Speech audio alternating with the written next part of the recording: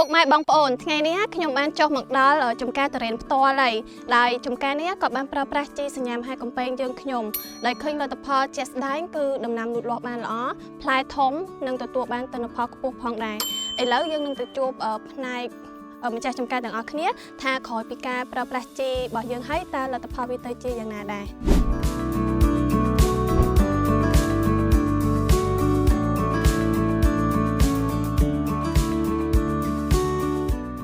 ចាជំរាបសួរបងបាទជំរាបសួរបងចាឥឡូវសូមបងជួយណែនាំឈ្មោះតិចតើបាទបងខ្ញុំឈ្មោះធាននៅខេត្តបរសៃអនុស្រុកកំពង់សាឡាហើយនឹងជាអ្នកបច្ចេកទេសធ្វើនៅវិជ្ជាការនេះចាជាក់ស្ដែងចំការនេះពីមុនយើងបានប្រើប្រាស់ជីសញ្ញាមហាកំពែងយើងអញ្ចឹងចង់ដឹងថាលទ្ធផលនៃការប្រើប្រាស់ជីយើងរួចតើលទ្ធផលវាមិនដែរតបពីខាងខ្ញុំបានប្រើជីមហាកំពែងរួចមកឃើញថាត្រេនរបស់ខ្ញុំវាដងដើមល្អហើយ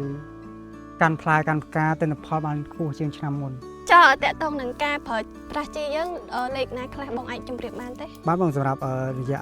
ការធ្វើស្លឹកធ្វើផ្កាហ្នឹងខ្ញុំដាក់8 24 28 24 24បងទេចាបាទចាបន្ទាប់មកដល់ពេលបានក្តាប់ប៉ិនពងមាន់ប៉ិនពងកងានខ្ញុំបានដាក់15 3ដើម15 3ដងជីកែងចាបាទចាបន្ទាប់មកដល់ផ្លែ1 គីឡូខ្ញុំចាប់ផ្ដើមដាក់15 5 20បង15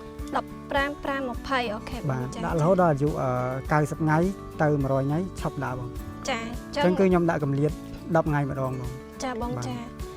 ចឹងតកទាំងអស់នេះគឺគាត់បានប្រើប្រាស់ជីសញ្ញាមហាកំពែងខាងយើងសម្រាប់ពុកម៉ែបងប្អូនដែលមានចការតរ៉េនអាចសាកល្បងជីមហាកំពែងនេះបានព្រោះថាចការខាងខ្ញុំបានប្រើរួចហើយឃើញថាគុណភាពល្អបានផលច្រើនជាងឆ្នាំមុនសម្រាប់ផ្លែដំណាំតរ៉េនចឹងដូចពុកម៉ែបងប្អូនឃើញដែលគាត់និយាយអញ្ចឹងថាលទ្ធផលគឺគាត់ប្រើប្រាស់ជីសញ្ញាមហាកំពែងយើងគឺទទួលបានទិន្នផលខ្ពស់ផ្លែច្រើននិងរសជាតិឆ្ងាញ់សបកស្ដើងផងដែរចា